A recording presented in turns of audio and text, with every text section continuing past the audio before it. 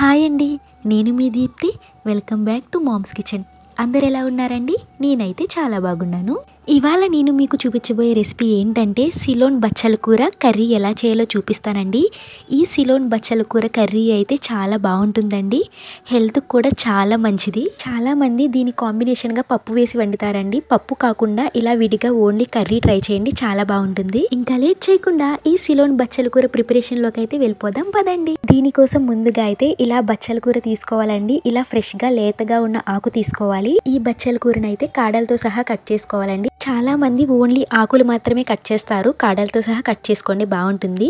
ఇలా చిన్న చిన్న ముక్కల కింద కట్ చేసుకుని మంచిగా క్లీన్ చేసుకుని పక్కన పెట్టుకోవాలండి.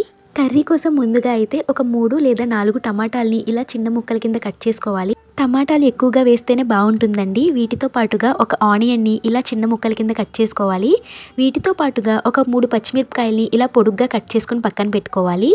ఈ 3 అయితే కర్రీకి మెయిన్ అండి. టమాటాలు అయితే కొంచెం ఎక్కువగా తీసుకోండి. ముందుగా కడాయి పెట్టుకుని దాంట్లో ఒక 3 లేదా 4 టేబుల్ స్పూన్స్ వరకు ఆయిల్ వేసుకోవాలి. ఆయిల్ అనేది బాగా హీట్ అయిన తర్వాత నేను చూపించిన పోపు దినుసులన్నీ వేసుకుని బాగా ఫ్రై చేసుకోవాలండి. దీంట్లో కొద్దిగా వెల్లుల్లిపాయలు ఎక్కువగా వేసుకోండి. వెల్లుల్లిపాయలు ఎక్కువగా వేస్తే టేస్ట్ బాగుంటుంది. అలాగే ఎండుమిరపకాయలు, ఆవాలు, జీలకర్ర, పుట్నాల పప్పు ఇవి మొత్తం వేసుకుని బాగా ఫ్రై చేసుకోవాలండి. మంటని లో ఫ్లేమ్లో పెట్టుకుని ఫ్రై చేసుకోండి. తాలింపు అనేది ఇలా లైట్ గోల్డెన్ కలర్లోకి వచ్చిన తర్వాత ఆనియన్స్ అలాగే పచ్చిమిర్చి వేసుకుని బాగా ఫ్రై చేసుకోవాలి. ఆనియన్స్ అనేవి మరీ ఎక్కువగా ఫ్రై అయిపో అవసరం లేదండి. లైట్ గోల్డెన్ కలర్లోకి వస్తే సరిపోతుంది. ఈ విధంగా లైట్ గోల్డెన్ కలర్లోకి వచ్చిన తర్వాత దీంట్లో మనం ముందుగా కట్ చేసుకుని పక్కన పెట్టుకున్న టమాటా ముక్కలు ఉన్నాయి కదా, ఆ టమాటా ముక్కలు కూడా వేసుకుని బాగా ఫ్రై చేసుకోవాలి. టమాటాలు ఇలా మగ్గుతూ ఉండగా దీంట్లో వాటర్ అనేది బయటకు వస్తూ ఉంటుందండి. ఈ విధంగా వచ్చినప్పుడు మనమైతే ముందుగా కట్ చేసుకుని పక్కన పెట్టుకున్న బచ్చల కూర ఉంది కదా, ఆ బచ్చల కూర కూడా వేసుకుని బాగా ఫ్రై చేసుకోవాలండి. మొత్తం బాగా కలిసేలాగా తిప్పుకుంటూ బాగా ఫ్రై చేసుకోవాలి. ఇది ఇలా ఫ్రై అవుతూ ఉండగా దీంట్లోనే టేస్ట్కి సరిపడా సాల్ట్ అయితే వేసుకోవాలండి. 1 to 1.5 టేబుల్ స్పూన్ వరకు సాల్ట్ అయితే సరిపోతుంది. సాల్ట్ వేసిన తర్వాత మొత్తం ఒకసారి బాగా మిక్స్ చేసుకుని మళ్ళీ ఫ్రై చేసుకుంటూ ఉండాలండి.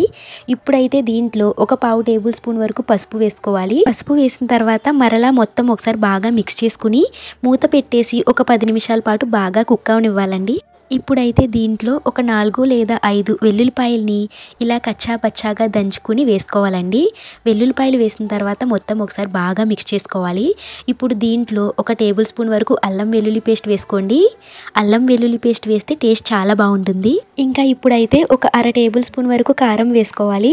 కారం అనేది కొంచెం తక్కువగానే వేసుకోవాలండి, ఎందుకంటే ఆకుకూర కదా, ఎక్కువ వేస్తే టేస్ట్ అంత బాగోదు. కారం వేసిన తర్వాత మొత్తం బాగా మిక్స్ చేసుకుని ఒక 10 నిమిషాల పాటు మంటని లో ఫ్లేమ్లో పెట్టుకుని బాగా కుక్ అవనిస్తే సరిపోతుందండి. ఇంకా ఫైనల్గా పైన కొద్దిగా కొత్తిమీర వేసుకుంటే మన సిలోన్ బచ్చల కూర కర్రీ అయితే రెడీ అయిపోయిందండి. చాలా సింపుల్గా చాలా టేస్టీగా ఉంటుంది. నేను కూడా ఈ కర్రీని ఫస్ట్ టైం తిన్నానండి. మా ఫ్రెండ్ వాళ్ళ మమ్మీ చేశారు. కర్రీ అయితే చాలా అంటే చాలా బాగుంది. మీకు కూడా ఖచ్చితంగా నచ్చుతుంది. కంపల్సరీగా అందరూ ట్రై చేయండి. నేను ఆకుకూరలు తినడమే చాలా తక్కువ అండి. మహా అయితే గోంగూర ఒకటి తింటానంతే. నాకే ఈ కూర అంత బాగా నచ్చిందంటే మీకు కూడా ఖచ్చితంగా నచ్చుతుందండి. చాలామందికి ఆకుకూరలు ఇష్టం ఉంటుంది కదా, ఈ కర్రీ కంపల్సరీగా ట్రై చేయండి. ప్రతి ఒక్కరు లైక్ చేస్తారు. మళ్ళీ న్యూ రెసిపీతో మీ ముందుకైతే వచ్చేస్తానండి. ఇలాంటి మరిన్ని రెసిపీస్ కోసం మన ఛానల్ అయితే సబ్స్క్రైబ్ చేసుకోండి. మళ్ళీ కలుద్దాం. Bye bye.